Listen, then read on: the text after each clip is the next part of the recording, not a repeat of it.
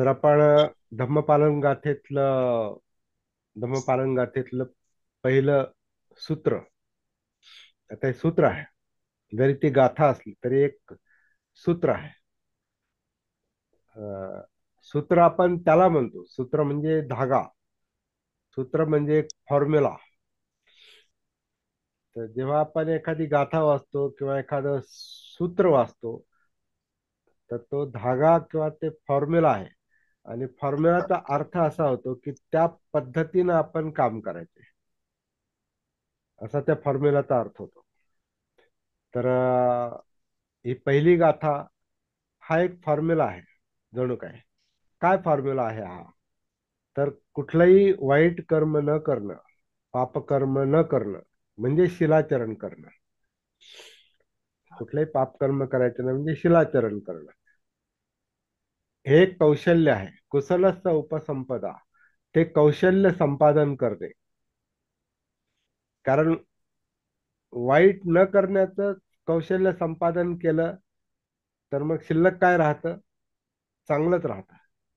वाईट गेलं की त्याच्या विरुद्ध बाजू जी आहे ती चांगलीच आहे. तर कुशल कुशल वेगळं संपादन करण्याची गरज नसते. आपण अं, काय म्हणता, अंधार अंधार कमी कसा करायचा हे पाहिलं पाहिजे. तर प्रकाशाचा विचार येतो. म्हणजे प्रकाश हा उपाय आहे, पण मुख्य काम काय आहे? अंधार कमी करणं. आपण हे बल्ब लावतो आणि अंधार जातो. अंधार अंधार गेला की दिसतं. तसं अकुशल कमी केलं, म्हणजे शिलाचरण केलं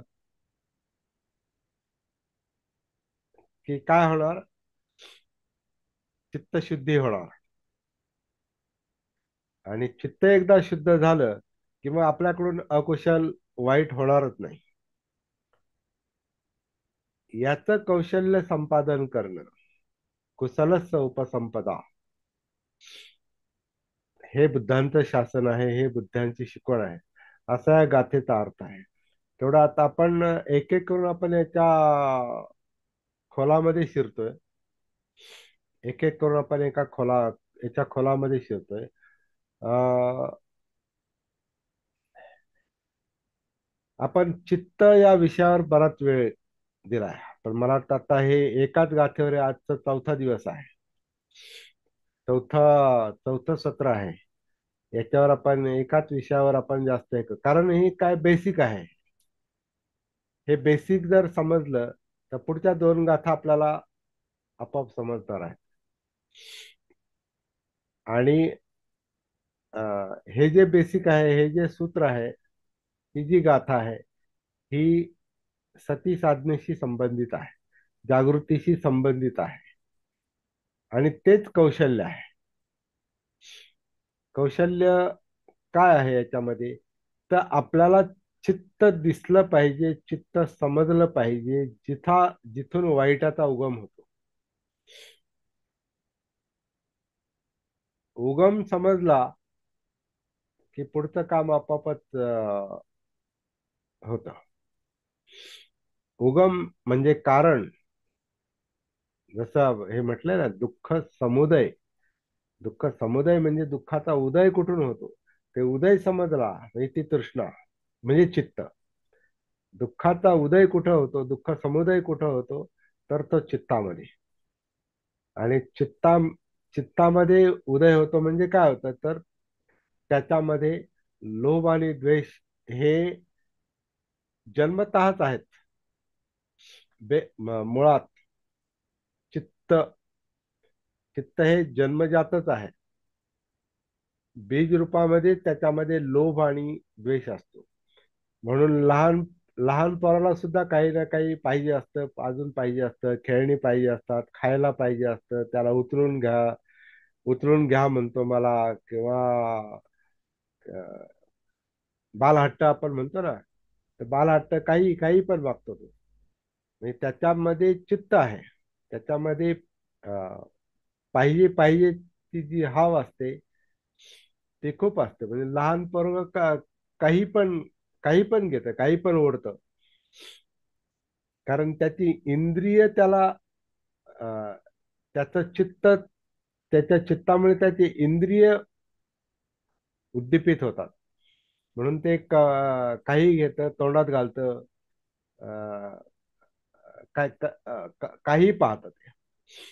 काही पाहतं म्हणजे काय, समजा आता तुम्ही त्याला खेळणी दिली तर मग ते ते खेळण्याकडे पाहतं आणि ते खेळण्यालाच हलवतं, खेळणं तोंडात पण घालतं.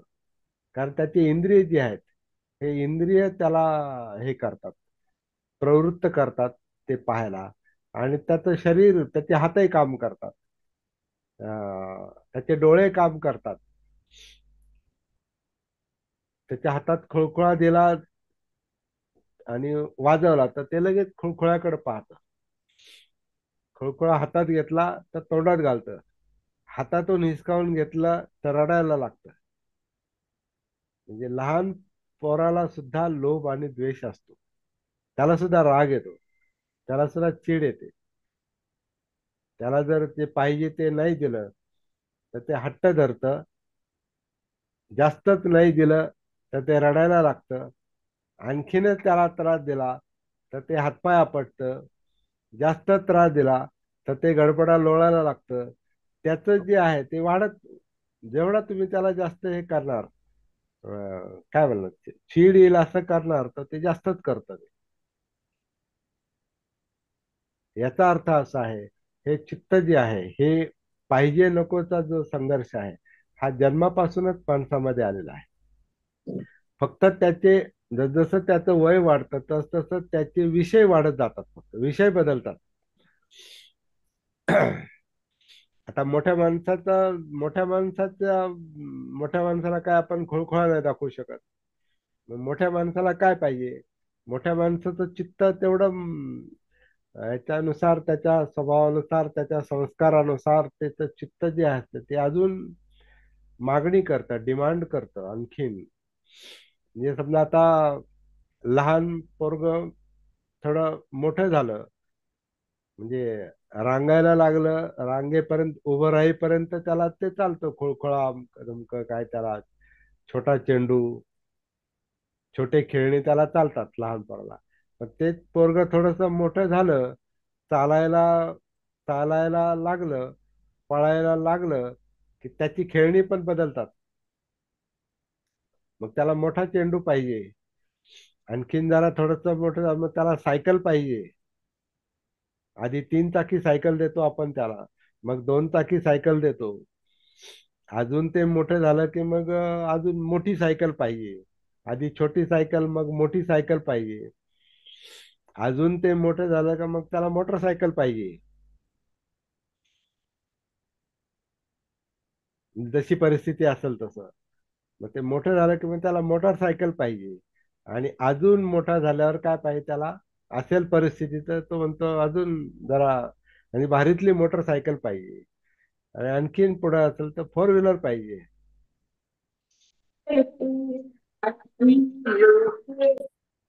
तर काय होतं, डिमांड्स ज्या असतात, चित्ताच्या ज्या डिमांड्स असतात त्या वाढत जातात.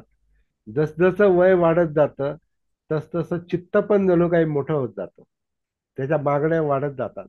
पण याचं जे बीज आहे, हे आपला काय म्हणतात ते अस्तित्वातच आहे, या संस्कारातच आहे,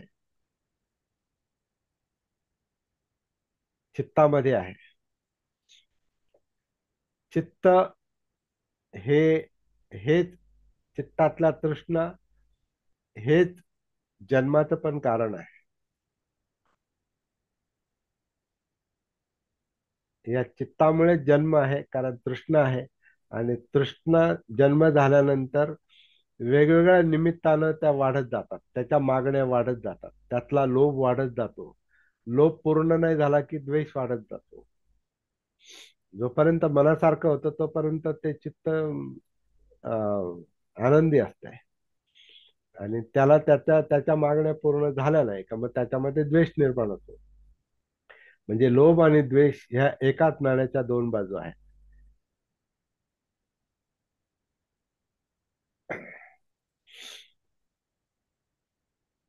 पण हे कुठं आहे चित्त, हात हेच शोधण्याचं खरं कौशल्य आहे. म्हणून ते कौशल्य संपादन करा असं म्हटलेलं आहे.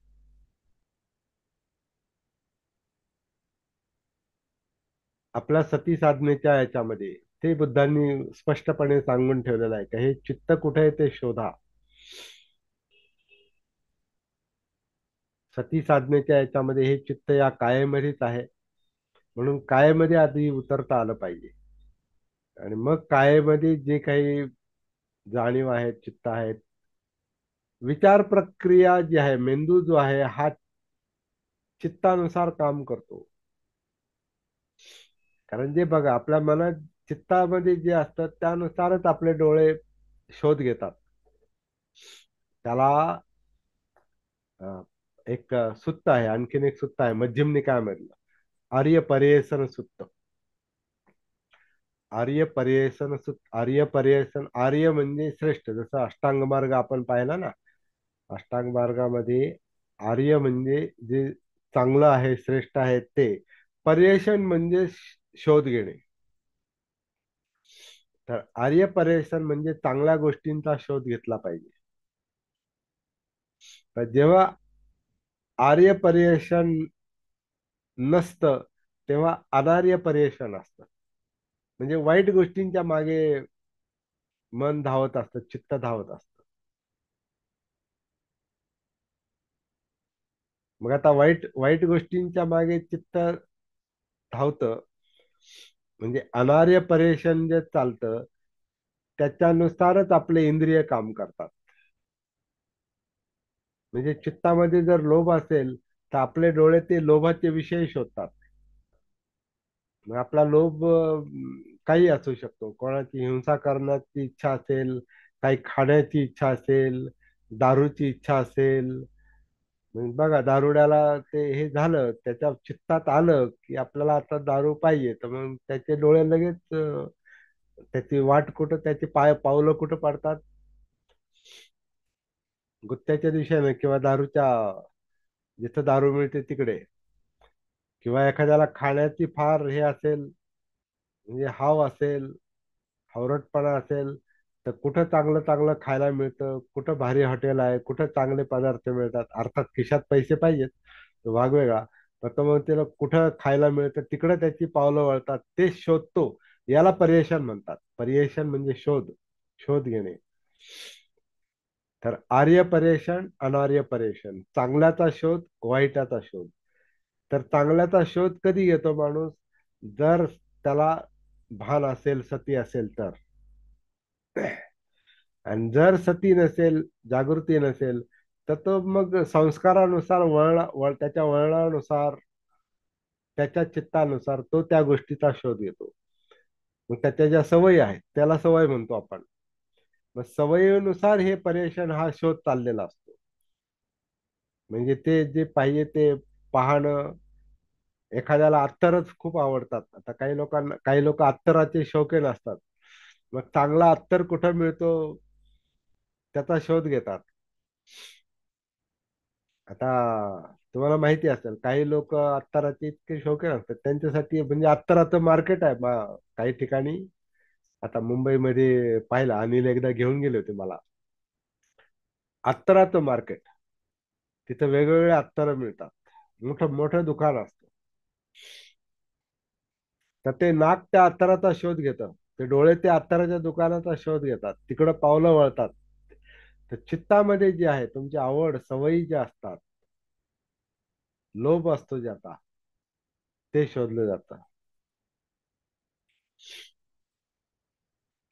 एखाद्याला काही समजा आता सिनेमा आहे, तर सिनेमा हा डोळ्याचा आणि कानाचा लोभ आहे. सिनेमा पाहायचा म्हणजे ऐकायचा पण. आता आता ते तेवढं राहिलं नाही. पण पूर्वीच्या आधी जेव्हा हे मोबाईल किंवा हे नव्हतं,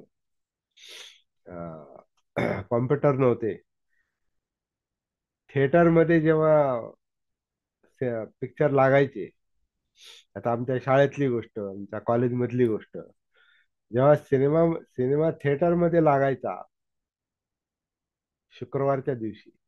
तर शुक्रवारच्या दिवशी त्या थिएटरला लांब लांब रांगा असायच्या. आणि ती तिकीट मिळवण्यासाठी धडपड चाललेली असते. आणि त्याच्यातून मग तिकिटाचं ब्लॅकमेलिंग करणाऱ्या लोकांची संख्या त्याला वाढलेली असते. दो का पाच, दो का पाच, पाच का दस, पाच का दस, पाच का दस.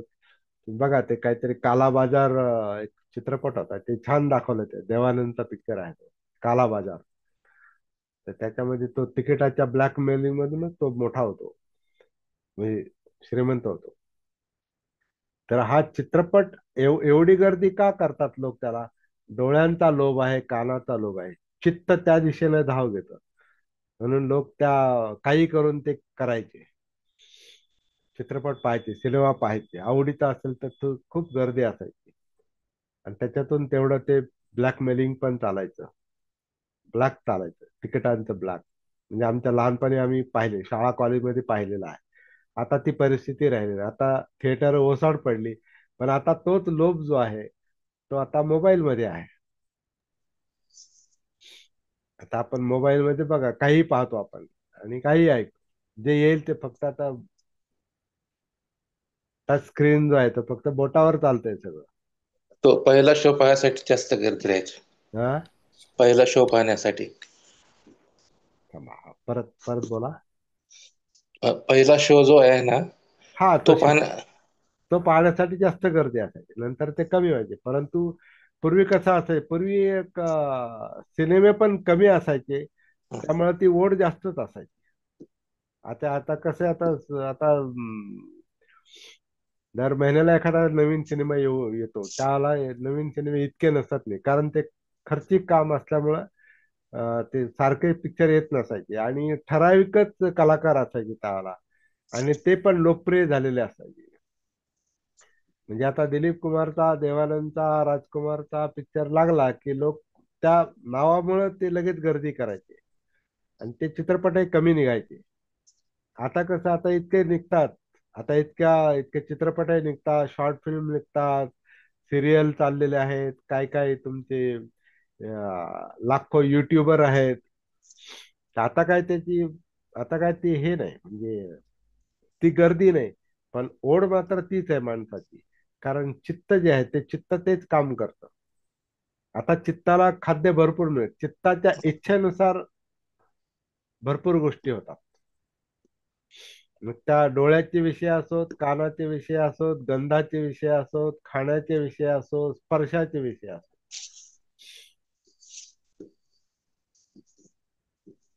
आता त्वचेच्या स्पर्शाचे विषय ती जी तृष्णा आहे, तर ते तुम्हाला कसं, म्हणजे काही काही सॉफ्ट गोष्टी असतात. समजा सॉफ्ट माणसाला आवडतं. मग त्यामुळे तशा प्रकारच्या गाद्या निघाल्यात, तशा प्रकारच्या उशा निघाल्यात, तशा प्रकारच्या खुर्च्या निघाल्यात. कारण तुम्हाला कम्फर्टेबल पाहिजे असं. मग ते, तर ती ती इच्छा आहे. किंवा कपडे कपडे हा, जर थंडी असेल तर गरम कपडे निघालेत. म्हणजे उबदार कपडे निघालेत. मग तशी आता जिथं खूप थंडीचा प्रदेश आहे, उदाहरणार्थ नॉर्थ मध्ये, जिथं खूप थंडीचा प्रदेश आहे, तिथं मग उबदार कपडे जे आहेत ते वेगळ्या प्रकारचे स्टायलिश कपडे पण निघालेले आहेत. आपण चित्ताचा विषय चर्चा करतो बरं का. हं. चित्त, चित्त कशी मागणी करता आणि त्याच्या मागणीनुसार पुरवठा कसा चालतो, म्हणून चित्तावरच सगळं मार्केट चाललेलं असतं. सगळं मार्केट जे आहे, हे माणसांच्या इच्छा, आकांक्षा, तृष्णा याच्यावरच सगळं मार्केट चालतं, आणि ते म्हणजे चित्त आहे. त्याच्यानुसार मेंदू पण अजून डेव्हलप होत चाललेला आहे. म्हणून मेंदू जो विचार करतो,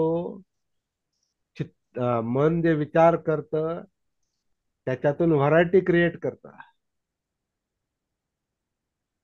माणसाची. त्याच्यामुळे माणसाचा ब्रेन पण फार हुशार होत चाललेला आहे, कारण चित्तच्या मागण्या वाढत चालल्यात, इमोशन्स वाढत चालल्यात. त्याच्यामुळे मग मेंदू पण त्या पद्धतीने काम करतो. तेवढ्या वस्तू पण निघतात, मग निर्माण होतात. त्याच्यामध्ये व्हरायटी निघते, त्याच्यामध्ये कलरफुल गोष्टी निघतात, म्हणजे ज्या डोळ्याला आणखीन सुखावणाऱ्या. तुमचे जे आता याचे जे आवाज आहेत, हे आवाज जास्तीत जास्त कानाला सुखदायक वाटतील, आकर्षित करतील, आकर्षक आवाज किंवा आवडीचे आवाज, आवडीचं म्युझिक. आता अं, आता समजा, आता आता याचा काळ आहे, गणपतीचा काळ आहे, तर त्याच्यामध्ये जे संगीत वाजतं किंवा डीजे वाजतात, हे माणसाच्या मागण्या आहेत, त्या चित्ताच्या मागण्या आहेत. का धिंगाणा घालता आला पाहिजे, एन्जॉय करता आलं पाहिजे. कारण ते चित्त शांत नाही बसत त्याला. ते चित्त म्हणजे सळसळणारं मन आहे, सळसळ करणारं.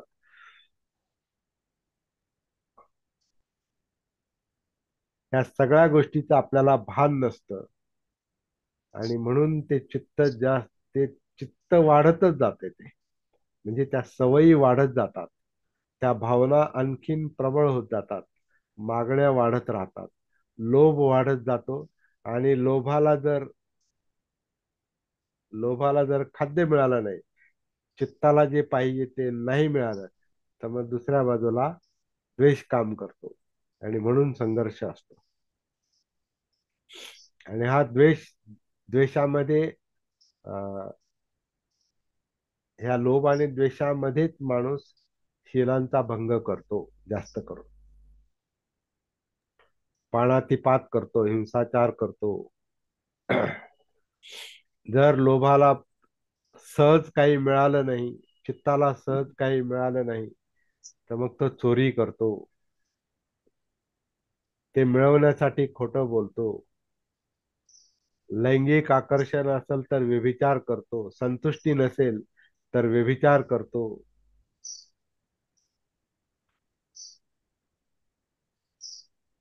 म्हणजे चित्त शरीराला सक्रिय करतं आणि कार्य करतं. चित्त हेच तुम्हाला हे प्रवृत्त करतो, चित्त. म्हणून चित्तशुद्धी हाच एकच विषय आहे बुद्ध धर्माचा मग. चित्त विमुक्ती, चेतो विमुक्ती, चित्तशुद्धी, सचित्त परियोदपनं, एकच काम आहे. ज्याला आपण सुख म्हणतो, ते सुख म्हणजे तुमच्या चित्तालाच वळण लावण्याचं काम आहे खरं. कारण त्या चित्ताला, आता चित्त आपण एक शब्द उच्चारतो फक्त, पण चित्त म्हणजे आपलं सगळं, ते जीवनच आहे. त्या प्रत्येक इंद्रियाच्या मागे चित्त आहे, म्हणून ते त्याला दुसरा एक शब्द विज्ञान, विज्ञान.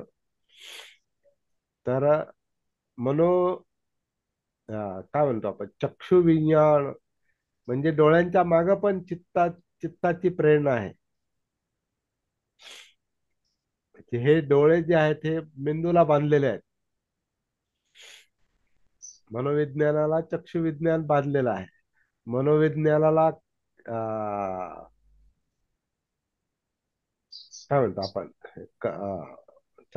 श्रोत्र विज्ञान म्हणजे कर्ण विज्ञान, म्हणजे कानातून कानातून ज्या काही नसा मेंदूला जोडलेल्या आहेत, डोळ्यातून ज्या नसा मेंदूला जोडलेल्या आहेत, नाकातल्या काही नसा मेंदूला जोडलेल्या आहेत, जिभेच्या नसा मेंदूला जोडलेल्या आहेत, त्वचेच्या सगळ्या नसा मेंदूला जोडलेल्या आहेत. त्याच्यामुळे ही पाच इंद्रिय जी जेव्हा सक्रिय होतात, तेव्हा ते मेंदूला उत्तेजित करतात. म्हणून माणूस विचार करतो, मेंदू सक्रिय होतो, विचार प्रक्रिया सक्रिय होते. परंतु विचारांना सक्रिय करणारा दुसरा जो मोठा मुख्य प्रेरणा जी असते, ती पाहिजे नकोची असते, म्हणजे चित्ताची असते.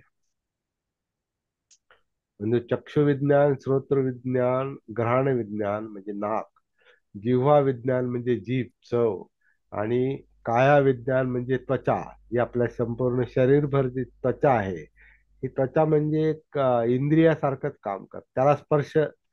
त्याला स्पर्शाची तृष्णा असते. म्हणजे थंड असेल तर गरम पाहिजे, गरम असेल तर थंड पाहिजे, गरमी बाहेर असेल तर, उष्णता असेल तर थंड पाहिजे. बाहेर थंडी असेल तर गरम पाहिजे, त्याला सॉफ्ट पाहिजे, मऊ पाहिजे, खडबडीत नको, मऊ पाहिजे, सुखदायक पाहिजे. म्हणजे सगळे इंद्रियांच्या तृष्णा, इंद्रियांच्या पाठीमाग त्या तृष्णा दडलेल्या आहेत, त्याप्रमाणे विचार प्रक्रिया काम करते. आणि त्यानुसार मग आपलं वर्तन घडतं. आपलं जे सगळं वर्तन वागणं जे आहे हे सगळं याच्यानुसार चाललेलं असतं. तर हे काय चाललंय हे समजणं म्हणजे धम्म समजणं आहे. धम्म म्हणजे सगळ्या ऍक्टिव्हिटी, सगळं कार्य जे आपल्या कायिक वाचिक मानसिक पातळीवर जे कार्य चाललेलं आहे ते कार्य समजून घेणं, कार्यकारण भाव, प्रत्यक्ष समुत्पाद, हे सगळं समजून घेणं हे जागृतीला शक्य आहे, सतीला शक्य आहे. म्हणून आपल्याला तो मुख्य अभ्यास आहे आणि हेच कौशल्य आहे. म्हणून कुशलच उपसंपदा म्हणजे जागृतीचं कौशल्य हे, हीच गोष्ट बुद्धांच्या शेवटी लक्षात आलेली आहे. कारण नाही गाड्या त्याला जे पाहिजे ते मिळवण्यावर ध्यान देणं, ध्यान करण्याने तुम्ही त्या उलट तृष्णा पण ध्यान करते असं माझं मत आहे. कारण जी गोष्ट पाहिजे तिकडं आपलं लक्ष जातं ना लगेच, तिकडे ध्यान जातं. ध्यान हे अटेन्शन आहे, अटेन्शन हे इच्छेच्या दिशेने जातं. मला इथं हे पाहिजे तर तिथं ते ध्यान जातं. पण जागृती जी आहे ते भान आहे, आपल्या जीवनाचं भान आहे, अस्तित्वाचं भान आहे. तर हे जिथं चाललेलं आहे ते चित्त हे सगळ्या सगळ्या अस्तित्वात आहे, ह्या संस्कारित अस्तित्वात आहे. आणि त्याचं आपल्याला भान नसतं, म्हणून आपण त्याचे गुलाम असतो आणि ते म्हणतात तसंच आपण करतो. आणि त्याचा परिणाम यातना होतो, कारण ते कधी सॅटिस्फाय होत नाही, कधी ते तृप्त होत नाही. तृष्णा कधी तृप्त होत नाही. इच्छा, इच्छेच्या पुढे तृष्णा सुरू होते. इच्छा म्हणजे काय, जगण्यासाठी इच्छा असतातच. म्हणजे पण त्याच्या पाठीमागे गरज ही प्रेरणा असते. म्हणजे भूक लागली तर खाण्याची इच्छा होते, त्यात वाईट नाही. पण खूप खायचं, आणखीन खायचं, जास्तच खायचं ही तृष्णा आहे. म्हणजे इच्छेच्या नंतर तृष्णेत तृष्णा जन्म घेते आणि काम करते आणि वाढत राहते. आणि हे आपल्याला कळत आहे नाही. म्हणजे लहान पोराला छोट्या खेळणीतून मोठी खेळणी कधी त्याला ती इच्छा निर्माण होते त्याला कळत नाही. त्याच्यातून 3 चाकी सायकल, दोन चाकी सायकल, मग मोठी सायकल, आणखीन मोठी सायकल, है ना ते काय म्हणतात ना ते 18 इंची 22 काय त्या 22 इंची असे काही सायकलीचे हे असतं ना, हाईट असते. आता तर वेगळ्या व्हरायटी निघाल्या सायकलींच्या. तर ह्या इच्छा कशा वाढत जातात आणि आई वडील पण त्या कशा पुरवतात, त्या गरज पण आहे ती नाही असं नाही. पण त्याच्यामध्ये इतक्या व्हरायटी, इतक्या सायकलींचं पण आपण पाहतो तर इतक्या सायकली निघाल्यात की ते एक 2-3 वर्षात ती भंगारात जाते ती सायकल, आणि लगेच नवीन सायकल. तर भान नाही म्हणजे याची. म्हणून आता हे तो अतिरिक्त खर्च पण वाढतो याच्यातून. मग अतिरिक्त खर्च करायचा, मग अतिरिक्त उत्पन्न पाहिजे. मग अतिरिक्त उत्पन्न पाहिजे तर मग काहीतरी मार्ग शोधावे लागतात. मग त्याच्यातून वाईट मार्गाने पैसे मिळवण्याची प्रवृत्ती पण वाढते. त्याच्यामुळे मग भ्रष्टाचार पण वाढतो, खोटं बोलणं, बऱ्याच बऱ्याच गोष्टी आलतात. मग तर बऱ्याच गोष्टी आहेत त्याच्यात. तर जेवढं आपण त्याच्यावर चिंतन करू ते कमीच आहे. पण ह्या सगळ्याच्या पाठीमागे जे मुख्य प्रेरणा असते ते माणसाचं चित्त आहे, इमोशन्स आहे, भावना आहेत. पाहिजे पाहिजे पाहिजे पाहिजे, हे पाहिजे म्हणजे हे नको, हे पाहिजे हे नको, असं जे आहे ते चाललेलं आहे. याच्यानुसार आपली विचार प्रक्रिया पण काम करते. तर हे काय चाललेलं आहे याचं भान, याची सती म्हणजे कायानुसती, वेदनानुसती, चित्तानुसती आणि मनोधम्मानुसती. हा उपाय आहे, हे कौशल्य आहे. आणि हे सातत्यानं पाहण्याचं काम आहे. कारण चित्त म्हणजे ज्या ज्या वेळेला त्या भावना आपल्या मनामध्ये निर्माण होतात, वेदना, जाणीवा, ज्या ज्या वेळेला निर्माण होतात त्या त्या वेळेला आपली सती तिथं उपस्थित पाहिजे, आपली जागृती तिथं उपस्थित पाहिजे. म्हणजे तिथल्या तिथंच आपल्याला संयम निर्माण होतो आपल्यामध्ये. जागृतीमुळे आपापच संयम येतो. जी गोष्ट करायची गरजच आहे ती आपण करणार, पण ज्याची गरज नाही तिथं संयम येतो. संयम आला की मग पुढचे दुष्परिणाम टळतात. आणि संयम नसेल तर मग कधीच तृप्ती नाही, तृष्णा कधी शांत होत नाही. तृष्णा शांत नाही म्हणजे मन शांत नाही. त्याचा लोड आपल्या डोक्यावर पण येतो. मन शांत नाही म्हणजे डोक्यावर लोड येतो. आणि मग आपण त्याच्यावर खूप विचार करतो आणि त्याने मग काय म्हणतात, माणसाचं डोकं पण दुखतं, शरीरावर ताण येतो. कारण सगळ्या याच्यावरच ताण येतो. कारण हे सगळं जे आहे चित्त आणि मनाचं जाळं जे आहे सगळ्या शरीरभर पसरलेलं आहे. ज्याला आपण नर्वस सिस्टम म्हणतो किंवा मज्जासंस्था म्हणतो. म्हणून आपल्या सगळ्या शरीरावर ताण येतो. आपल्या आपल्या हार्टवर ताण येतो, आपल्या पचनक्रियेवर ताण येतो, आपल्या फुफ्फुसावर ताण येतो, आपल्या डोक्यावर ताण येतो, डोळ्यावर ताण येतो. आणि मग त्या त्या प्रकारचे आजार त्याच्यातून उद्भवतात. एवढं हे चित्ताचे आणि वाईट चित्ताचे परिणाम आहेत.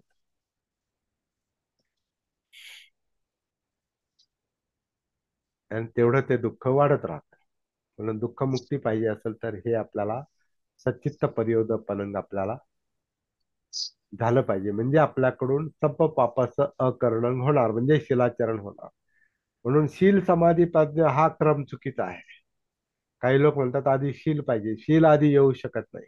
आधी भान पाहिजे, आधी सती पाहिजे. सतीशिवाय काय चाललंय ते कळत नाही. जसं डोळे उघडे असल्याशिवाय आपल्याला आजूबाजूला काय आहे ते दिसत नाही, तसं जागृती असल्याशिवाय आतमध्ये काय चाललंय ते दिसत नाही, कळत नाही. असा हा पहिल्या गाथेचा एवढा मोठा अ, पसारा आवाका आहे, पसारा पसारा आहे, आवाका आहे. एवढं मोठं क्षेत्र आहे. प्रपंच आहे. हा. आणि याला नाव आहे फार समर्पक दिलेलं आहे, धम्म पालन गाथा. माणसानं धम्माचं आचरण कसं करावं हे सांगणाऱ्या ह्या गाथा आहेत. आता याच्यामध्ये आणखीन प्रॅक्टिकल भाग पण आपण आधी शिकायला सुरुवात केलेली आहे. तो म्हणजे सती साधना, जागृतीची साधना. हे आपण आधीच करायला सुरुवात केली. आता हा विषय आपण नंतर घेतला. हे बरोबर बरोबर तो क्रम बरोबर चाललाय आपला. आधी जागृती मग अभ्यास. आधी समज आली पाहिजे मग अभ्यास करायचा.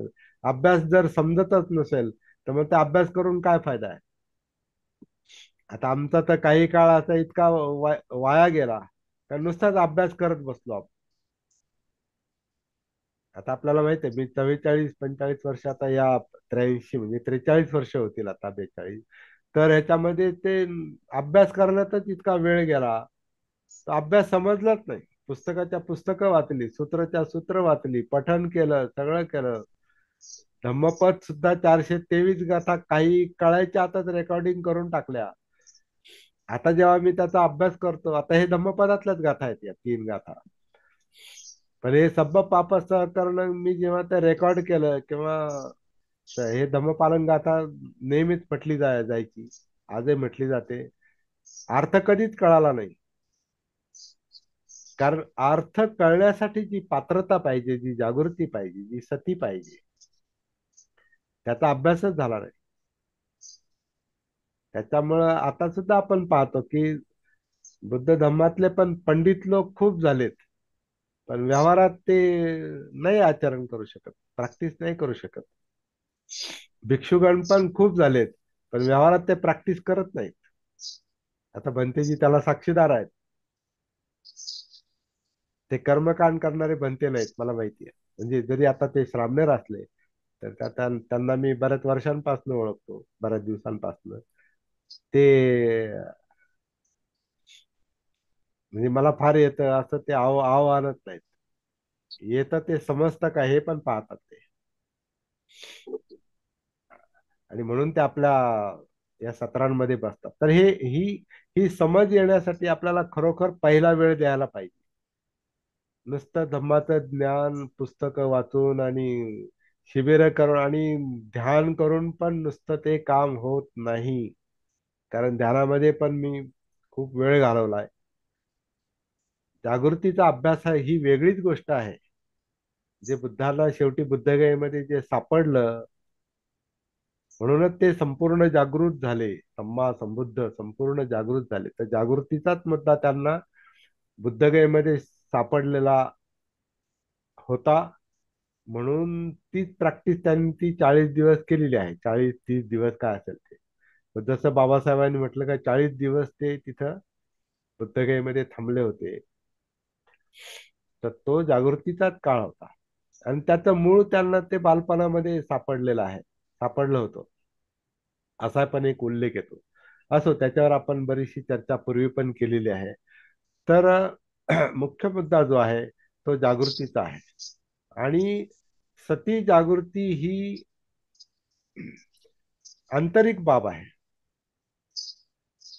आंतरिक बाब आहे, ही कायातली बाब आहे. त्याच्यामुळे नुसते कपडे बदलून आणि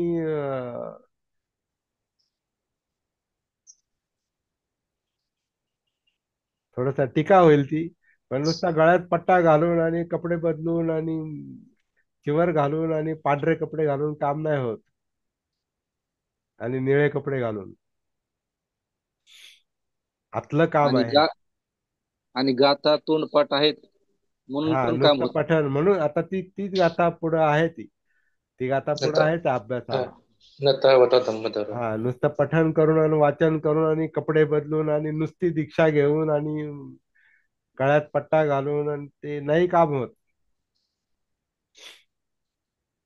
हे आता थोडस कठोरपणे त्याच्याकडे पाहिलं पाहिजे, पुनरावलोकन केलं पाहिजे, आपण काय करतो. ठीक आहे, त्याच्यामध्ये प्रामाणिकपणा आहे, ते म्हणजे प्रामाणिकपणाला आपण टाळू शकत नाही. प्रामाणिकपणा आहे, पण प्रामाणिकपणाला जागृतीची जोड आहे का? प्रामाणिक तर वारकरी पण असतात. येस येस, बरोबर आहे प्रामा- सर. प्रामाणिक तर तुमचे 5 वेळा नमाज पढणारे पण लोक असतात. प्रामाणिक तर चर्चमध्ये रेग्युलर जाणारे लोक असतात, प्रार्थना करणारे लोक असतात, यात्रा करणारे लोक पोट तिडकीनं कर्ज काढून यात्रा करतात, प्रामाणिकपणे यात्रा करतात. आत्मक्लेशवाले ते पण आत्मक्लेश प्रामाणिक. तपस्या करणारे लोक, ध्यान साधना करणारे लोक, आता हे ते दोन टोकच बुद्धांनी सांगितलेले, ती चुकीची टोक आहेत. काम सुखल्लिका अनुयोग आणि आत्ता केलं मथानुयोग. धम्म आपण हे शिकलो, आपण धम्मचक्र प्रवर्तन सूत्रामध्ये. तर ह्या ज्या चुकीच्या गोष्टी आहेत, त्या चुकीच्या गोष्टी पण प्रामाणिकपणे केल्या जातात. पण जर तिथं भान नसेल, तिथं सती नसेल, कळत नसेल, तर मग त्या करण्याला काही अर्थ राहत नाही. सत्तेची जोड पाहिजे. सतीची जोड पाहिजे. जागृती हा सेंट्रल पॉइंट आहे. आणि ही पण कुठून आणायचं नाही. सती जागृती ही जसं जसं जशी तृष्णा ही आपल्या जन्माबरोबर आलेली आहे, माणसांमध्ये पण आहे आणि प्राण्यांमध्ये पण आहे. परंतु प्राण्यात आणि माणसात एक फार महत्वाचा फरक आहे. माणसाला जागृतीची पण जागृतीचा पण त्याच्यामध्ये तो गुण आलेला आहे. म्हणून देणगी देणगी हा, देणगी देणगी आहे देणगी. हा, ती देणगी आहे. तो गुण, ती देणगी जी आहे, ती देणगी माणसाला लाभलेली आहे.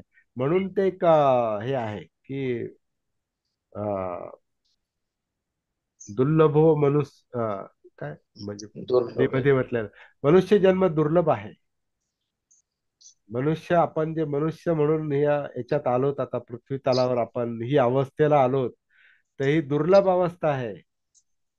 ही प्राण्यांना हे नाही, हा लाभ, ही देणगी प्राण्यांमध्ये नाही, ती माणसांमध्ये आहे.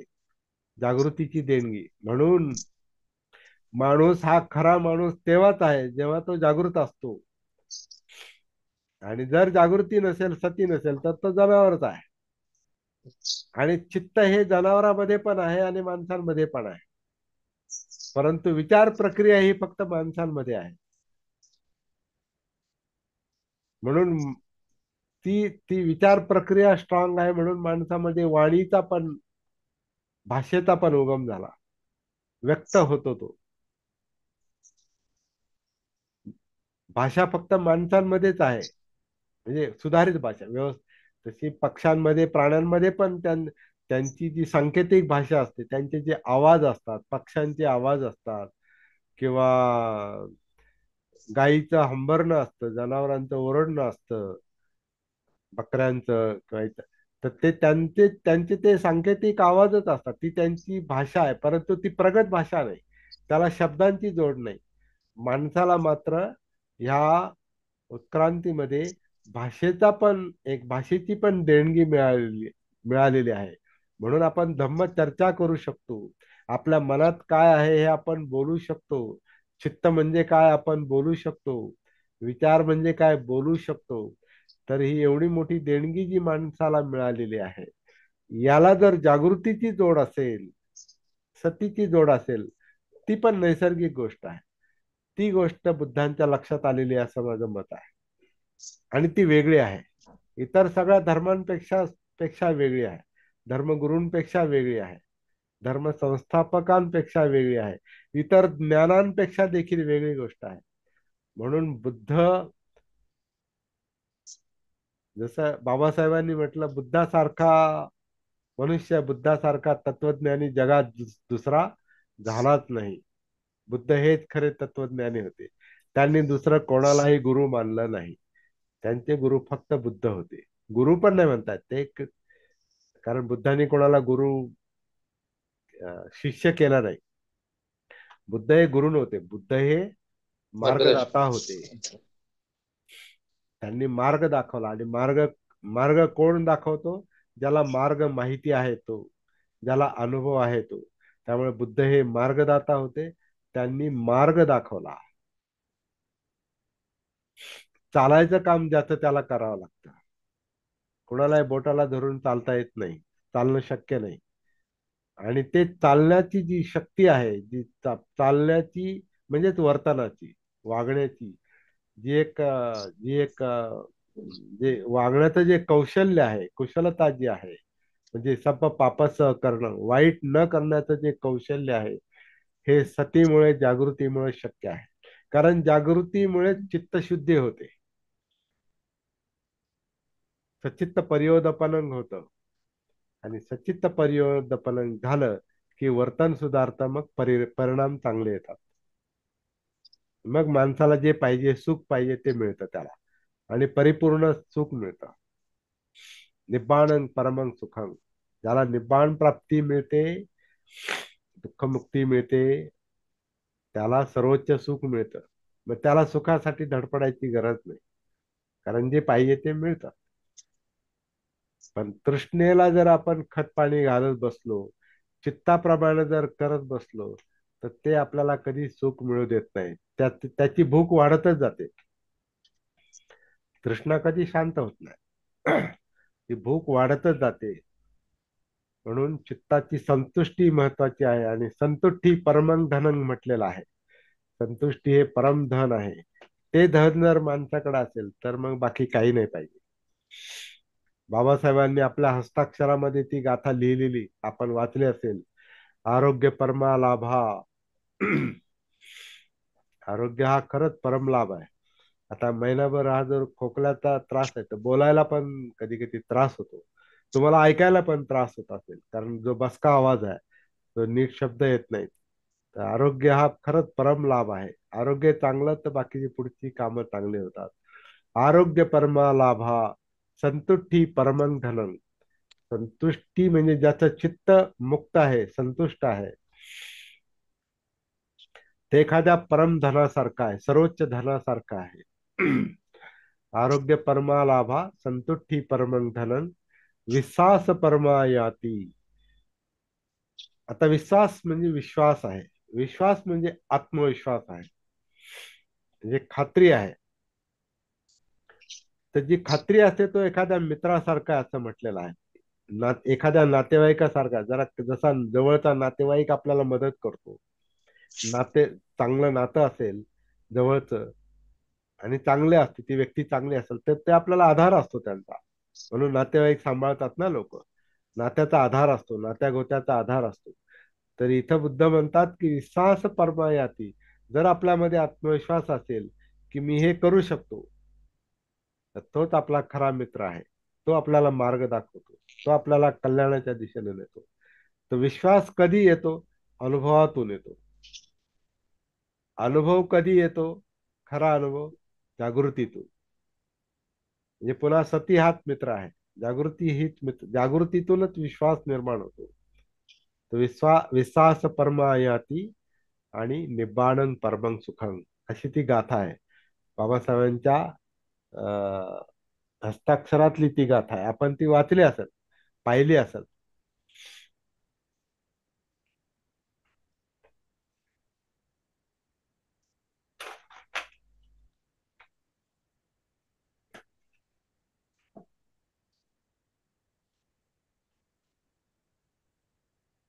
दिसतंय का? हो. हे आहे बघा. आरोग्य परमा लाभा संतुष्टी परमं धनं, विश्वास परमायाती निब्बाणं परमं सुखं. आता त्याचं इंग्रजीमध्ये त्यांनी स्पष्टीकरण केलेलं आहे. हे बाबासाहेबांचं चरित्र आहे, धनंजय किरांनी लिहिलं. त्याच्या मागच्या बाजूला ती गाथा त्यांच्या हस्ताक्षरात आहे. तर आज हे आपण या एडिशन नवीन ठिकाणी. आहे का? हा बोला. नाही, हे एडिशन नवीन नाही ना, आहे जुनच आहे ना? हा नाही, म्हणजे हे पुस्तक बऱ्याच वेळा रिप्रिंट झालेलं आहे. हा, हे हा माझ्याकडे जे पुस्तक आहे ना त्याच्या मागे हा हे नाहीये, पत्र आहे. नाहीये ते. ना ते हा जुनं, नाहीये. तेच आता हे म्हटलं. नवीन नवीन हे हा. काढलेलं आहे. हा. ही जी आवृत्ती आहे, परंतु हे प्रसिद्ध आहे, हे जे आहे ना, हे हम्म. हम्म. त्यांच्या हस्ताक्षरातलं प्रसिद्ध आहे. धनंजय मी धनंजय किरणचं नाही सर हा धनंजय किरांचा आहे. माझ्याकडे. सर हा. हा, सर त्याचा फोटो काढून त्याचा फोटो काढून आपल्या ग्रुपवर टाकतो टाका. टाकतो टाकतो टाकतो. तर जुन्या ज्या आता ह्याच्या खूप आवृत्ती झाल्या. हम्म. ह्याच्या सर ते इंग्लिश लिहिले त्याच्या खाली ते वाचून दाखवा ना सर, त्याचा अर्थ सांगा. ते आता त्यांनी जेवढं हे केलंय, ते कट केलेलं आहे. तर त्याच्यामध्ये तर काहीतरी आधी लिहिलेलं आहे आणि पुढं आलेलं आहे, a result of good and selfless thoughts and good and selfless, result of good and selfless thoughts and good and selfless deeds. Deeds म्हणजे कृती, म्हणजे कर्म, ज्याला आपण वागणं, वर्तात. तर one may not have or one may not have or one may not have earned joy, but one can always have spiritual joy. असं त्यांनी आता ते म्हणतात की आनंद, एखाद्याला आनंद मिळवला नसेल, परंतु प्रत्येकामध्ये त्यांनी स्पिरिच्युअल जॉय म्हटलेला, म्हणजे आंतरिक आनंद, मनातला आनंद आहे, तो तो असतोच माणसामध्ये. त्याला संतुष्टी म्हटलेला आहे. तर ती संतुष्टी माणसाला मिळवता येऊ शकते. आनंद प्रत्येकाला मिळेल की नाही माहिती नाही, परंतु आंतरिक आनंद हा आतच आहे, त्याला संतुष्टी म्हटलेला आहे. तर I am happy because of it. तर मला जो आंतरिक आनंद मिळतो, बाबासाहेब म्हणतात, तो आंतरिक आनंद आहे म्हणूनच मी आनंदी येते म्हणतात. I am happy because of it mean that. आणि मग ते पुढे म्हणतात, again as the Buddha has sed. मग पुढे म्हणतात, जसं बुद्धांनी म्हटलेलं आहे, आरोग्य परमालाभा संतुष्टी परमं धनं, विश्वास परमायाती निब्बाणं परमं सुखं. आणि संतुष्टी परमं धनंच्या खाली त्यांनी अंडरलाईन केलेली आहे. त्यांनी काय केलेलं आहे? संतुष्टी परमं धनंच्या खाली त्यांनी अंडरलाईन केलेली आहे. आणि त्याचा मग ते पुढं हे करतात, स्पष्टीकरण करतात. द अंडरलाईन पोर्शन, म्हणजे जे मी अंडरलाईन केली म्हणतात, तो जो भाग आहे, the underline portion is the most important. जे मी अंडरलाईन केलंय तो भाग सगळ्यात महत्वाचा आहे. The most important. पुढे ते म्हणतात, संतोष इज परमं धनम. संतोष हे परम धन आहे, इंग्रजीमध्ये समजावून सांगतात ते. ही, पुढे म्हणतात, ही हू हॅज नो संतोष इज ऑलवेज अनहॅपी. ज्याच्यामध्ये संतोष नसतो तो नेहमी दुःखी असतो. म्हणजे जो संतुष्ट नसतो तो कधी दुःखातून बाहेर पडत नाही. म्हणून ही गाथा अत्यंत महत्वाची आहे. मी आपल्या ग्रुपवर टाकतोय आता फोटो.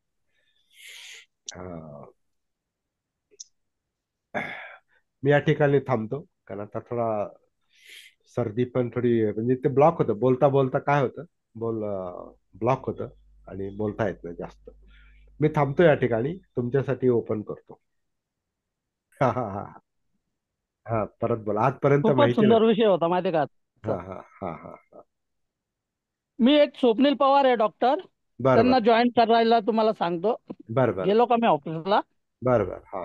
त्यांची इच्छा झाली आहे, काल बोलत होते मला ते. हो हो हो. त्यांना जॉईन करून घेऊ. बरं. आणि जवळजवळ म्हणजे 27-28 वर्षाचे आहे ते. अच्छा अच्छा. खूप चांगले आहे. तर मग असंच बोलणं झालं होतं काल संध्याकाळी, बरं बरं. मी तुमचा विषय घेतला होता. हो. हे सगळं कसं आहे, म्हणजे आपल्या जीवनाचा अनालिसिस आहे, त्याला धम्मविचय म्हटलेला आहे. म्हणून सप्तबोधांगामध्ये सतीनंतर धम्मविचय येतो. तर धम्म म्हणजे जीवन आहे, लक्षात घेऊ आपण. बरोबर. धम्म म्हणजे सागर आहे. धम्म म्हणजे सागर आहे. धम्म म्हणजे जीवन आहे. आणि हे सगळं आपण जो विचार करतो, एवढं एवढं त्याची व्याप्ती, त्याचा पसारा जो वाढत वाढत वाढत वाढत जातोय ना, तर ते जीवनाचं स्वरूप तसंच आहे ना. जीवन खरंय म्हणजे खरंय. एवढ्या एवढ्या एवढ्या याच्यात दिसतंय, एवढं जीवन नाही. हे काय हा 5.5-6 फुटात जे आहे उंचीत, आणि एवढं याच्यात जीवन नाही. याच्यामध्ये जिवंतपणा आहे. जीवनात जिवंतपणा आहे. जिवंतपणामध्ये चित्त आहे, मन आहे, संस्कार आहेत. त्याच्यामध्ये सगळा भूतकाळ साठवलेला आहे. त्याच्यामध्ये संस्कार आहे, त्याच्यामध्ये भूतकाळ साठवलेला आहे. त्याच्यामध्ये त्याच्यामध्ये अजून थोडस मागे गेलं तर पूर्वजन्म पण आहे. पण आता तो विचार आपण लगेच करायची गरज नाही. आधी ह्या जन्मात बघू, मग मागच्या आणि पुढच्या आहेत. पुनर्भव जे म्हटलंय, तर पुनर्जन्म मानायचा न मानायचा हा प्रश्न, तर मानण्याचा प्रश्न विषयच नाही तो. कारण जर इथं आपण आता आहोत, तर हे कशाची तरी कंटिन्युटी आहे ना. जर म्हणतो आपण ह्या जन्माबरोबरच तृष्णा आली असं आपण म्हणतो, याचा अर्थ ती तृष्णा ही जी एनर्जी आहे, शक्ती आहे, ती ती शक्ती आहे आणि अजागृत शक्ती आहे. तर ती अजागृत शक्ती आधीच आहे विश्वामध्ये, आणि तिला कुठंतरी अस्तित्व पाहिजे, म्हणजे बॉडी पाहिजे. म्हणून बॉडीमध्ये ते चित्त आहे, कायेमध्ये चित्त आहे, आणि ते चित्त वापरतंय बॉडीला. म्हणून काया हे मनाचा गुलाम म्हटलेला आहे, चित्ताचा गुलाम आहे. चित्त जसं आहे तशीच काया कृती करते. म्हणून तसं वर्तन घडतं. म्हणून शिलाचरण नसतं. कारण चित्तामध्ये जर लोभ असेल, द्वेष असेल, तर ते पानातिपातच करणार, तो मुसावादाच करणार, तो अधीनदानाच आपण करणार, बघत तिथं. तो कामे सुमिच्छाचाराच करणार, आणि त्रास झाला म्हणून दारूच पिणार, वैतागला म्हणून तो दारू पिणार. नंतर त्याच्यात एन्जॉय एन्जॉय करता येतं म्हणून तो पितच राहणार. तो कठोरच बोलणार, तो निंदा नानस्तीच करणार, तो वायफट बडबडच करणार, कारण त्याचं चित्त तसं आहे. म्हणून शिलाचरणाचं कारण हे दूषित चित्त आहे. म्हणून सचित्त परियोदपन, चित्तशुद्धी हे मुख्य काम आहे. आणि चित्तशुद्धीसाठी चित्त समजलं पाहिजे. चित्त समजतं ते जागृतीला, सतीला. म्हणून चित्तानुसती पर्यंत जाणे फार मोठी म्हणजे आपण आनापानच्या आधारे कायेत उतरतो, कायेतून जाणीवातून मग ह्या चित्तात ते कळते आपल्याला की कशी पळापळ चालली आतमध्ये. त्याच्या स्वप्न पण येतात आपली, त्याच्यात आपले स्वप्न पण येतात, त्याच्यात आपलं वर्तनाचं परीक्षण येतं. कधी कधी बघा स्वप्न अशी पडतात की जणू काय आपला संबंधच नाही त्याच्याशी, अशी स्वप्न पडतात. परंतु ते नाकारता येत नाही. त्या त्या ज्या चित्तातल्या प्रवृत्ती आहेत त्या काम करतायत, झोपेतही काम करतायत. त्याच्यातून वर्तन घडतं. आणि सिग्मंड फ्राईड सारख्या काही लोकांनी ते वर्तनातून चित्त शोधण्याचा, मन शोधण्याचा प्रयत्न केला. त्यांना मन नाही सापडलं, त्यांना वर्तन. म्हणून म्हणून सायकोलॉजीची व्याख्या सायन्स ऑफ बिहेवियर आहे, वर्तनाचं शास्त्र आहे असं ते म्हणतात. सायन्स सायन्स काय म्हणतात, psychology is not science of behaviour, it should be science of psyche, म्हणजे माइंड, मन. सायकी म्हणजे मन, सायकोलॉजी म्हणजे मानसशास्त्र. मग मानसशास्त्र हे मनाचं शास्त्र पाहिजे, वर्तनाचं शास्त्र कसं काय? पण मानसशास्त्रज्ञांना सुद्धा मन सापडलं नाही, चित्त सापडलं नाही, कारण ते स्वतःमध्ये उतरत नाहीत. ते दुसऱ्याचं वर्तन पाहतात आणि त्याच्या वर्तनावरून त्याचं मन असं असं असेल असा ते अंदाज बांधतात. तर त्याच्यात काही गोष्टी बरोबर पण असतील, म्हणून तो त्याचा परिणाम होत असेल. आणि त्याच्यातून ते रुग्ण बरे करतात. सायकॅट्रिस्ट नावाची जी काय ट्रीटमेंट आहे, सायकॅट्रिस्ट मानसोपचार तज्ञ जो असतो तो, आता ते काय करतात माहिती नाही, परंतु मानसोपचार तज्ञाचा संबंध मनाशीच आहे.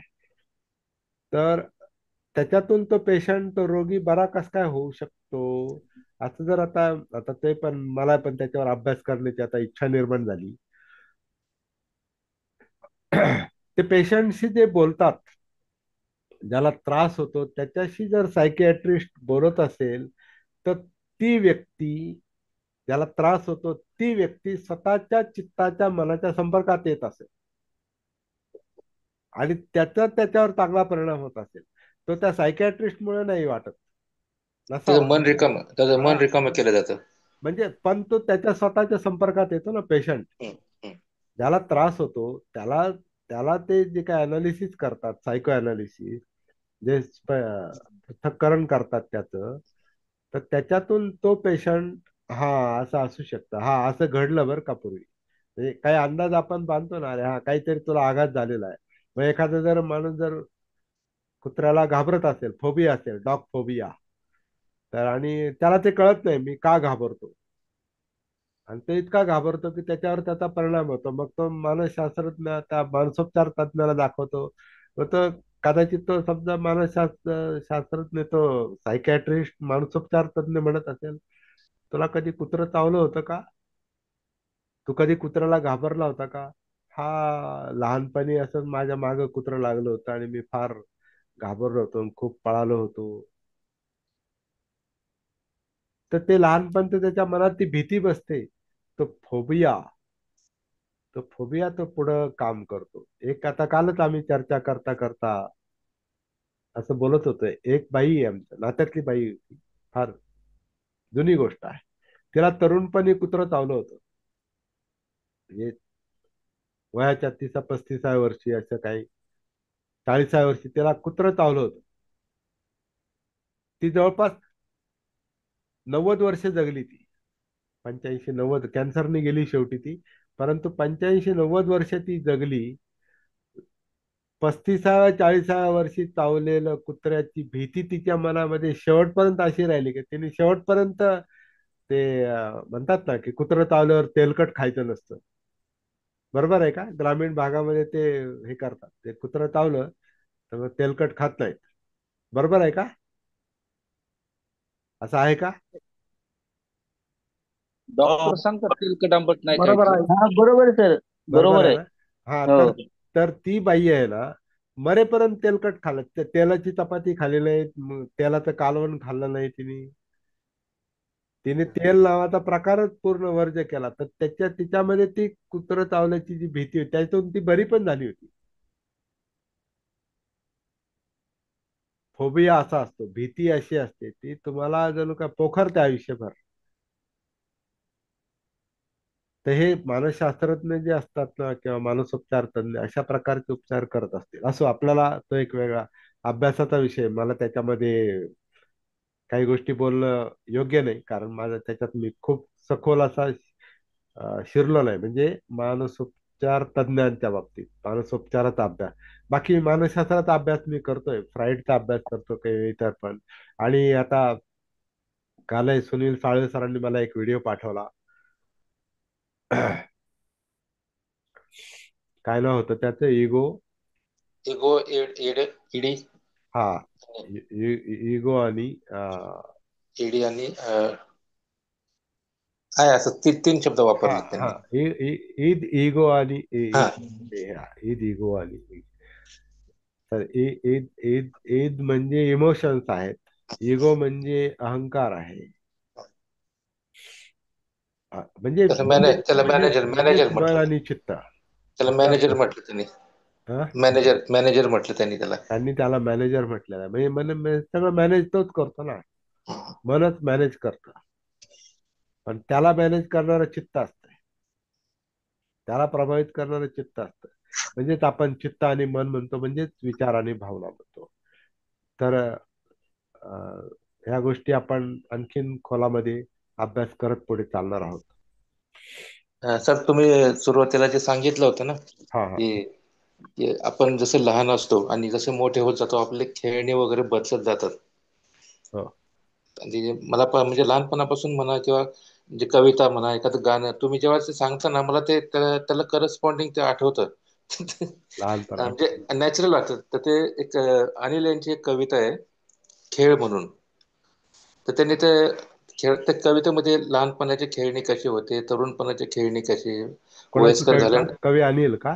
कवी आत्मारामरावजी देशपांडे. हा हा हा. म्हणजे तो टोपण नाव आणि अनिल नाव आहे. अनिल नावाने, हा, हा ऐकलंय तर नावाने. हा. तर ते लहानपणची खेळणी, तरुणपणचे, वयस्कर झाल्यानंतर कसं खेळ बदलत गेले, आणि शेवटी त्यांनी असं म्हटले, असं खेळता खेळता जीवनाचाही खेळ झाला. जीवनाचा खेळ झाला. म्हणजे आता हे विनोद पण वाटतो, हो पण भयंकर गोष्ट आहे ही.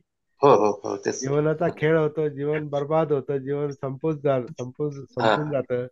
हा. म्हणून माणसं दुःखात जन्म घेतात आणि दुःखातच मरतात, आणि म्हणून दोन्हीच्या मधलं जे जीवन आहे ते दुःखातच जगतात. जीवनाचाही खेळ झाला. जीवनाचा खेळ होतो, तर आपण नाही, खेळ खंडोबा होऊ द्यायचा नाही. आपल्याकडे मार्ग आहे, सिरियसली घ्यायचं, अभ्यास करायचा, प्रॅक्टिस करायची, जागं व्हायचं आणि सचित्त पर्यवदपन करायचं. तर हा जो आपला अभ्यास आहे, हा अभ्यास स्वावलंबनाचा अभ्यास आहे. दुःख आपलं आहे, दुःखाचं कारणही आपल्यातच आहे, दुःखाचं निवारण पण आपल्यातच आहे, आणि दुःख निवारणाचा मार्ग हा पण आपल्यातच आहे. त्या मार्गावर कसं चालायचं हे कोणी आपल्याला सांगू शकत नाही, बुद्ध सुद्धा नाही. म्हणून बुद्ध म्हटले, मी मोक्षदाता नाही, तुम्हाला घेऊन नाही जाणार, मार्गदाता आहे. तुम्हाला फक्त सांगेल कसं जायचं ते. चालायचं ज्याला त्यालाच आहे, वाट चालायची ज्याला त्यालाच आहे. म्हणून वाट माहिती करून घ्यायची, मार्ग माहिती करून घ्यायचा, आणि नीट माहिती करून घ्यायचा. नीट नीट माहिती करून घ्यायचा, हा एक फार महत्वाचा मुद्दा आहे. त्याला धरूनच पुढची गाथा आहे. धम्मं चरे सुचरितं नतं दुच्चरितं चरे, धम्मचारी सुखम सेती अस्मिन लोके परमिच. धम्माचा मार्ग हा योग्य पद्धतीनं चालला पाहिजे, वाईट चुकीच्या पद्धतीनं नाही. इथे पुढची गाथा आहे. म्हणून योग्य पद्धत कोणती, याच्यावर आपल्याला पुढची चर्चा करता येऊ शकते. पण एक मात्र आहे, अत्तदीप भव. स्वतःच आपल्याला स्वतःचा दीप बनावं लागतं, दीप बनावं लागतं. कोणीही आपल्याला बोटाला धरून दुःख मुक्तीपर्यंत घेऊन जाऊ शकत नाही. कोणी आपला प्रश्न सोडवत नाही, सोडवू शकत नाही. ते प्रॅक्टिकल नाहीच आहे. आपल्याला एखादा अनुभव सांगू शकतो, मार्ग सांगू शकतो. जसं आता मेडिकल वाले तुम्हाला औषध देऊ शकतात, पण औषध चारत नाहीत ना ते आपल्याला. औषध खाऊ घालतात का? औषध पाजतात का? नाही. ते आपल्यालाच घ्यायचे औषध. किंवा काही व्यायाम सांगितला, व्यायाम ते काय थोडं सगळं करून घेतात. एकदा सांगतील तुम्हाला हे असं करा तसं करा. योगासनं सांगतात, एकदा सांगतील दोनदा सांगतील, प्रॅक्टिस तर आपल्यालाच करावी लागते. सती साधना आपण पुष्कळ 7-8 वर्षापासून ते बोलतोय की कायेत उतरा, श्वासाच्या आधारे कायेत उतरा, काया बघा, कायेतले मग जाणीवा बघा, जिवंतपणा बघा, चित्त पहा, इमोशन्स पहा, विचार प्रक्रिया पहा, इंद्रिय पहा. हे सगळं सांगतोय आपण, परंतु करणार कोण? कारण तुमची काय आहे, तुमचा श्वास आहे, तुमची काय आहे, तुमच्या जाणीवा वेदना आहेत, तुमचं चित्त आहे, तुमचं मन आहे, तुमची विचार प्रक्रिया आहे, तुमचे डोळे, तुमचे कान, तुमचं नाक, तुमची जीभ, तुमची त्वचा, सगळं तुमचं आहे. ते तुम्ही नाही पाहणार तर कोण पाहणार? कुणी आपल्याला बोटाला धरून पुढे नेऊ शकत नाही. म्हणून हा स्वावलंबनाचा मार्ग आहे, हा एकट्याचा मार्ग आहे. एकायनो मग्गो, एकट्याचा मार्ग. त्याचा चुकीने अर्थ असा केला जातो, एकमेव मार्ग. एकमेव नाही, एकट्याचा मार्ग. एकायनो मग्गो, एकट्याचा मार्ग आहे. म्हणून त्याच्या एक सुत्त निपातामध्ये एक सुत्तपण आहे, त्याला खरग वग्गो, ख, ख, गेंडा, त्याला गेंड्याची उपमा दिलेली आहे. जंगलामध्ये गेंडा, एक शिंग असलेला गेंडा जसा जंगलामध्ये एकटा फिरतो, ते कळपानं कधी फिरत नाही. एक शिंग असलेला गेंडा जसा एकटाच जंगलामध्ये फिरतो, तसं एकट्याने धम्माचरण करावं. जसं बाबासाहेबांनी पण म्हटलं, आपल्याला योग्य असा जोडीदार भेटला नाही तर एकट्यानं मार्ग चालावा, परंतु मूर्खांची संगती करू नये. अतिशय महत्वाचं आहे. म्हणून समज, जागृती हीच महत्वाची गोष्ट आहे. उद्या आपण पुढची गाथा पाहूया.